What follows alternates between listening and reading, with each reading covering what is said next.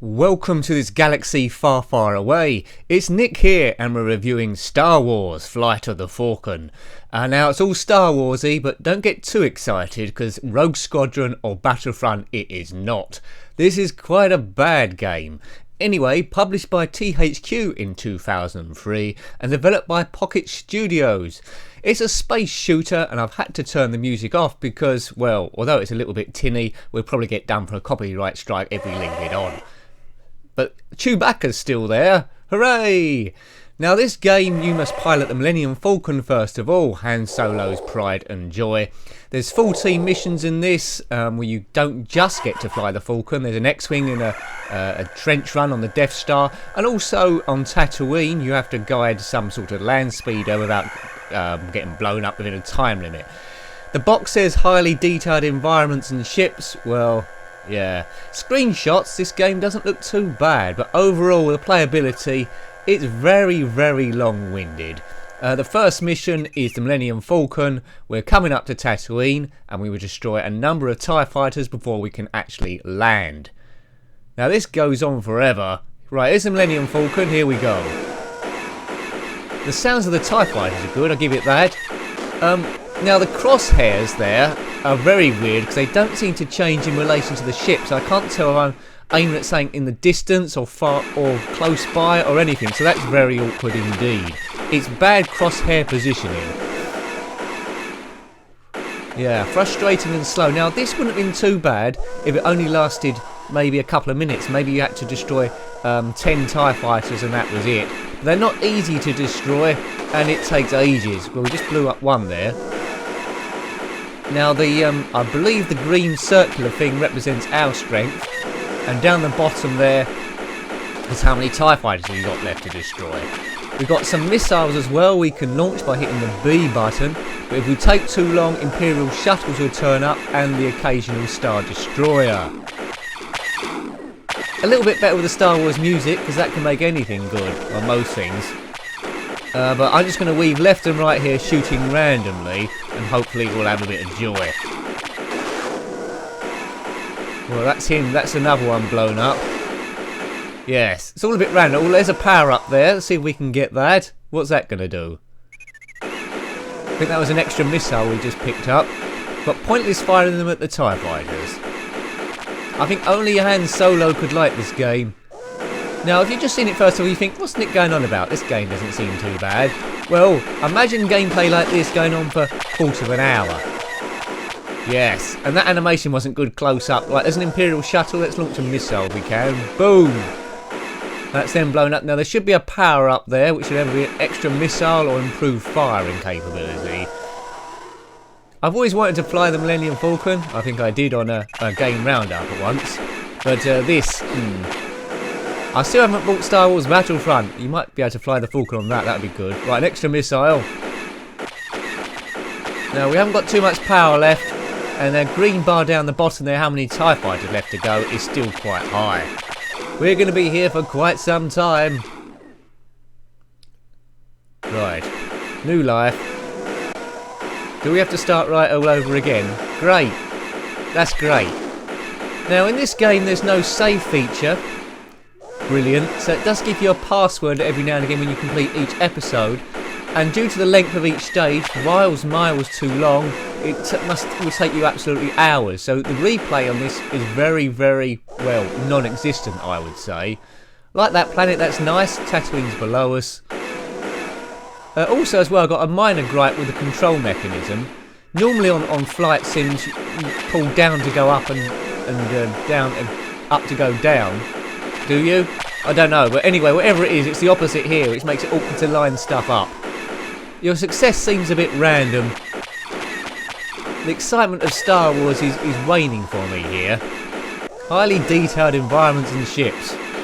Yeah. The TIE fighters keep information. It would be nice to see Darth Vader turn up at some point. I've had enough of this already. Let's just keep going, because I want to show you at least one other stage. We probably won't get to the Death Star stage where we control an X-Wing going into the trench run, which ends episode 4, because this gives you missions detailing all through missions, well, episodes of the films 4, A New Hope, 5, The Empire Strikes Back, which was the best film ever of the Star Wars trilogy and quadrilogy, and how many there are now, 7 is there, and also Return of the Jedi. And we're still firing at them relentless. I would have gone to hyperspace by now. Right. Yeah, great. And they don't, if you notice on the TIE fighters as well, they don't turn, do they? They always stand upright the whole time. There's no real movement with them. So it's just like a cut and paste job, really. The Millennium Falcon moves left to right, but the TIE fighters don't. And you'd think if you're using a single fighter, especially a TIE fighter, you'd like to spin and move around as much as you could. 2 Imperial shuttles, but this isn't great. Yeah. Right, let's see what this does. I think that gave us an energy boost there. Let's take this shuttle out if we can. It's not firing at us. Maybe we don't have to take it out. Developed by Pocket Studios. Why didn't you take a... As I say, it would have been alright if the missions weren't so long. But how long have we been on this mission now? Ages, it seems. And the variety just isn't there. And all the other stages, although they're different, it's the same sort of problem. They get not enough variety and goes on way too long. I mean, you can't just trade off the Star Wars license. This was hoping to do that just on this, and they haven't really put in enough care. What's that turning up? Is that? Oh, it's a Star Destroyer. Right, let's launch everything at this thing. I'm not sure if it's possible to blow that up, but apparently this does turn up if you're dawdling, so we're obviously dawdling. Right, the green bar's getting quite low. Let's get to the Tatooine stage. That's the only aim now in this review. Chewie next to me's falling asleep. Chewie, lock in your auxiliary power. So that